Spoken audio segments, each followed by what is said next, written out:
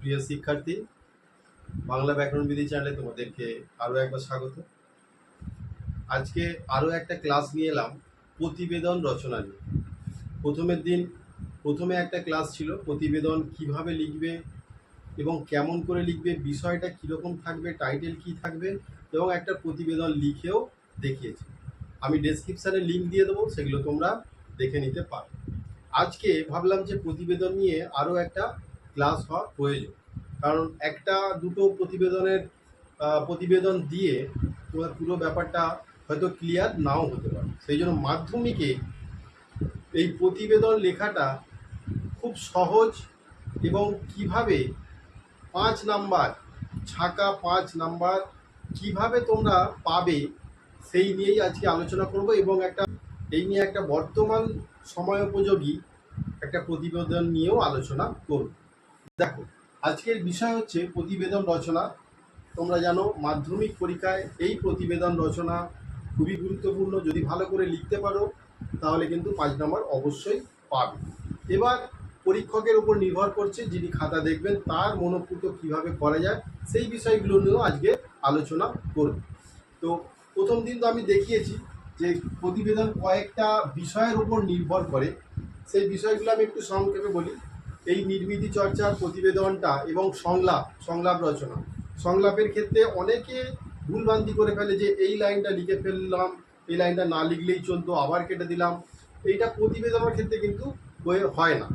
সংলাপের ক্ষেত্রে ভুলভ্রান্তি হতে পারে।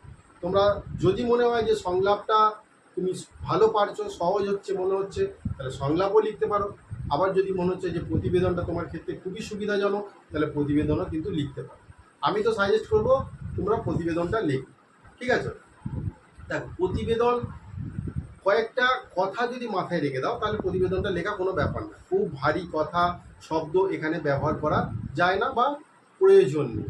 সহজ সরল ভাষায় মানুষ যাতে বুঝতে পারে, মানুষ যাতে আকৃষ্ট হয়ে পুরো প্রতিবেদনটা পড়ে, সেই দিকে লক্ষ্য নজর রাখতে হবে, ঠিক আছে? সহজ সরল ভাষা, এই কথাটা মাথায় ঢোকাও। সহজ সরল ভাষা আর নিরপেক্ষতা। তুমি তোমার মতামত, তোমার অভিজ্ঞতা ওই প্রতিবেদনের মধ্যে একদম লিখবে না, নিরপেক্ষতা বজায় রাখবে এবং কোনো বিশিষ্ট রাজনীতিবিদের নাম সেখানে উল্লেখ করবে না, ঠিক আছে? এবার প্রতিবেদন দু রকমের হয়। একটা হচ্ছে প্রাতিষ্ঠানিক প্রতিবেদন। প্রাতিষ্ঠানিক প্রতিবেদন বলতে তোমার স্কুলে রবীন্দ্র জয়ন্তী পালিত হলো, বা নজরুল জয়ন্তী পালিত হচ্ছে, বা 15ই আগস্ট পালিত হচ্ছে, সেই বিষয় নিয়ে একটা প্রতিবেদন লিখতে হবে। তখন তুমি ছাত্র হিসাবে, পরীক্ষক সবসময় ভাবে যে তুমি যেহেতু স্কুলের বা প্রতিষ্ঠানের প্রতিবেদন লিখছো, তাহলে তুমি সবসময় একটা স্টুডেন্ট হিসাবে, ছাত্র হিসাবে প্রতিবেদনটা লিখবে, এইরকমই আশা করছি। সেইটা হলে আরও নিখুঁত হয়। তো প্রথমে তোমরা যে হেডিংটা লিখবে, কি লিখবে না বিশেষ প্রতিনিধি। তোমরা এই কথাটা কিন্তু লিখবে, বিশেষ প্রতিনিধি। তারিখ দিলে যে 19 মে, কোলন দিলে। প্রাতিষ্ঠানিক প্রতিবেদন লিখতে গেলে এই কথাটা লিখতে পারো, বিশেষ প্রতিনিধি 19 মে বারাসাত, ঠিক আছে? যদি এই কথাটা লিখতে তোমাদের সমস্যা হয়, এইটাও লিখতে পারো যে কি লিখলাম, নিজস্ব প্রতিনিধি বা বিশেষ প্রতিনিধি, এই কথাটা লিখবে। তারপরে স্থান দেবে, তারিখ দেবে, বা তারিখ আগে দেবে বা স্থান দেবে, এরকম দিয়ে একটা কোলন দেবে, দিয়ে এইখান থেকেই লেখা শুরু করবে। আজ যখন তুমি স্টুডেন্ট হিসাবে, প্রাতিষ্ঠানিক প্রতিবেদন তুমি স্কুলের যখন লিখছো, তুমি একটা স্টুডেন্ট হিসাবে লিখছো, তাহলে আজ আমাদের স্কুলে মহাসমারোহে রবীন্দ্র জয়ন্তী পালিত হলো, ঠিক আছে? এই কথাটা লিখবে। তাহলে কোথায় কখন মানে লিখছো, কোথায় কখন অনুষ্ঠানটি হচ্ছে বা পালিত হচ্ছে, তাহলে সেইটা প্রথমে লিখবে, বলে দিচ্ছি। দ্বিতীয় প্যারা, এখানে তুমি দু একটা লাইন আরও যুক্ত করতে পারো। সেই লাইনগুলো কীরকম হবে, আজ আমাদের স্কুল হায়াতপুর রামকৃষ্ণ হাই স্কুলের উদ্যোগে রবীন্দ্র জয়ন্তী উৎসব পালিত হলো। উৎসবে সমস্ত ছাত্রছাত্রী এবং বিশেষ অতিথিবর্গ উপস্থিত ছিলেন। তো এই দু একটা লাইন তোমরা অ্যাড করতে পারো। করে একটা প্যারাগ্রাফ করলে। এবার সেকেন্ড প্যারাগ্রাফটা কী লিখবে না, পুরো অনুষ্ঠানের পুরো ডিটেলসটা, মূল বিষয়টা। তাহলে কী লিখবে না, আমাদের স্কুলে রবীন্দ্র জয়ন্তী উৎসবকে কেন্দ্র করে ছাত্রছাত্রীদের উপস্থিতি লক্ষণীয়, এবং এই রবীন্দ্র জয়ন্তীর অনুষ্ঠানটি সকাল 8টা থেকে শুরু হয় এবং অনুষ্ঠানের উদ্বোধন করেন স্কুলের প্রধান শিক্ষক মহাশয়। স্কুলের প্রধান শিক্ষক মহাশয় বললেই হবে, নাম দেওয়ার দরকার নেই, ঠিক আছে। এবং অন্যান্য শিক্ষিকাবৃন্দ রবীন্দ্রনাথের প্রতিকৃতিতে মাল্যদান করেন এবং পুষ্পার্ঘ্য প্রদানের মাধ্যমে অনুষ্ঠানের সূচনা হয়। এই উপলক্ষে স্কুলের ছাত্রছাত্রীরা তাদের নিজেদের মতো করে রবীন্দ্রনাথের লেখা কবিতা, গান, আবৃত্তি এইগুলো পারফর্ম করেন। অনুষ্ঠানটিকে আরও বেশি করে আকর্ষণীয় করে তোলেন এবং বিশেষ অতিথি হিসাবে উপস্থিত ছিলেন আমাদের স্কুল পরিদর্শক মহাশয়। ওনার বক্তব্যের মধ্যে দিয়ে স্কুলের সংস্কৃতি, স্কুলের গঠনমূলক আলোচনা এবং সংস্কৃতি নিয়ে আলোচনা করে এবং ছাত্রছাত্রীদের মধ্যে সচেতনতা বৃদ্ধি করেন, যাতে পড়াশোনায় তাদের মন বসে এবং পরবর্তীকালে ভালো একটা রেজাল্ট হয়, এই বিষয় নিয়ে আলোচনা করেন। এবং প্রধান শিক্ষক মহাশয় তার কৃতি ছাত্রছাত্রীদের সম্মান জানান।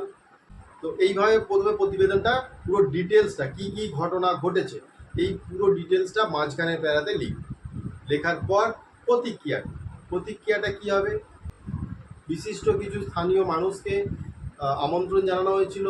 তারাও তাদের এই অনুষ্ঠানটিকে সুষ্ঠু এবং সফলভাবে পরিচালনার জন্য ছাত্রছাত্রী, শিক্ষক মহাশয় এবং শিক্ষিকাদের উপর তিনি শিক্ষিকাদের ধন্যবাদ জানান এবং এই রকম ধরনের অনুষ্ঠান ছাত্রছাত্রীদের মনে একটা সাংস্কৃতিক মনোভাব ফুটে উঠবে এবং তাদের মানসিক বিকাশ ঘটবে এবং তাদের খুব অনুষ্ঠানটাতে এসে ভালো লেগেছে, হ্যাঁ। এবং সবশেষে সমাপ্তি সঙ্গীত দিয়ে অনুষ্ঠানের সমাপ্তি ঘটে। তো এইভাবে তোমরা প্রতিবেদনটা পুরো শেষ করবে, প্রতিক্রিয়াটা, ঠিক আছে। এইটা হলো একটা বিষয়, এটা হচ্ছে প্রাতিষ্ঠানিক একটা প্রতিবেদন। এবারে দেখো, তোমাদের ধরো কোনো পাড়ার মধ্যে কোনো স্বেচ্ছাসেবক সংগঠন আছে, তাদের উদ্যোগে একটা সচেতনতা শিবির হয়েছে। সচেতনতা শিবিরটা কী নিয়ে না, বর্তমান যুগে আমাদের প্লাস্টিক ব্যবহার যে কত ক্ষতিকারক সেই বিষয় নিয়ে একটা সচেতনতা শিবির তৈরি করা হয় সেখানেতে।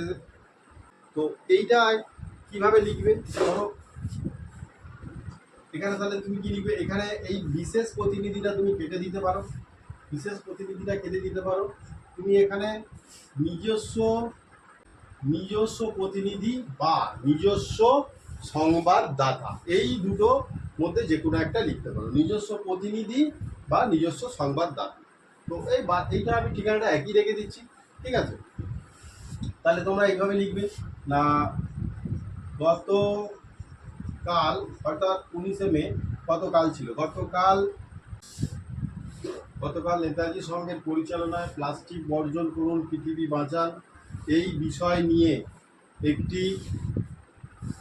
একটি সচেতনতা শিবির করা হয়। সেখানে স্থানীয় মানুষ এবং বিশিষ্ট পরিবেশবিদরা উপস্থিত ছিলেন। তো এইটা প্রথমে লিখলে, লেখার পর এবার সেকেন্ড যে প্যারাগ্রাফটা সেইটাতে কি লিখবে না,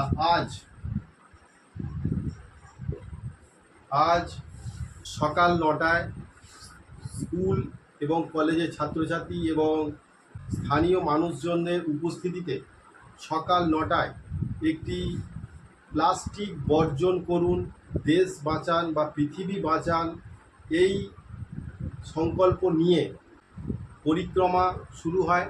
সেই পরিক্রমাটা শুরু হওয়ার পর একটা নির্দিষ্ট সভাগৃহে এসে সেখানেতে প্লাস্টিকের ক্ষতিকারক বিষয়গুলো নিয়ে আলোচনা হয়, কেন আমরা প্লাস্টিক বর্জন করব এবং এই প্লাস্টিক প্লাস্টিক ব্যবহারের ফলে কি কি ক্ষতি হচ্ছে, এই সব দিকগুলো নিয়ে বিশিষ্ট পরিবেশবিদরা আলোচনা করেন। আলোচনার মধ্য দিয়ে বলা হয়েছে যে প্লাস্টিক আমাদের ড্রেনেজ ব্যবস্থাটাকে স্তব্ধ করে দিচ্ছে, এই প্লাস্টিক আমাদের জমির উর্বরতা কমিয়ে দিচ্ছে বা কার্যক্ষমতা কমিয়ে দিচ্ছে। এই সব বিষয়গুলো নিয়ে আলোচনা করা হয় এবং এই ধরনের কিছু একটা পুরো ডিটেলস মাঝখানে এটা লিখলে লাস্টে যেটা লিখবে প্যারাগ্রাফটা, সেই প্যারাগ্রাফটা লিখবে হচ্ছে কি লিখবে না, প্রতিক্রিয়া। প্রতিক্রিয়াটা কি না, নেতাজি বিশিষ্ট স্বেচ্ছাসেবক সংগঠন নেতাজি সংঘের পরিচালনায় বাজার দোকানে আগত বেশ কিছু স্থানীয় মানুষজনকে বা পথচারীকে কাগজের ব্যাগ উপহার দিয়ে তাদের মধ্যে সচেতনতা একটা গড়ে তোলার চেষ্টা করা হয় এবং স্থানীয় মানুষ এই উদ্যোগটাকে সাধুবাদ জানান। তারা খুবই খুশি এবং তারা সংকল্প করেন যে না, আমরাও প্লাস্টিক বর্জন করবেন এবং প্লাস্টিক মুক্ত গ্রাম গড়ে তুলবেন, এই সংকল্প করেন এবং এই সংকল্পের মধ্য দিয়ে আজকের এই যে সচেতনামূলক প্লাস্টিক বর্জন সচেতনতামূলক যে শিবির সেটা সমাপ্ত। তো এইভাবে লিখবে, এইভাবে লিখলে পুরো সহজ সরল ভাষায় লিখবে, তাহলে কিন্তু তোমাদের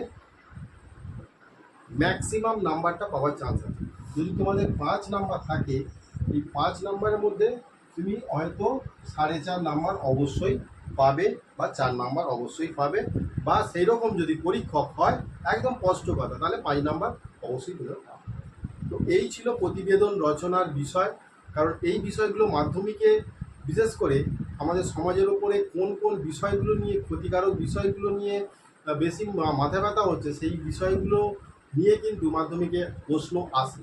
যেমন সেলফি তোলা নিয়ে এর আগের ভিডিওটাতে আলোচনা করেছি যে সেলফি তুলতে গিয়ে দুর্ঘটনায় মৃত্যু হলো 2 বন্ধু। তো এই প্রতিবেদন লেখার সময় তোমাদেরকে কটা জিনিস মাথায় রাখতে হবে। একটা নির্দিষ্ট করে আকর্ষণীয় একটা হেডিং দেবে।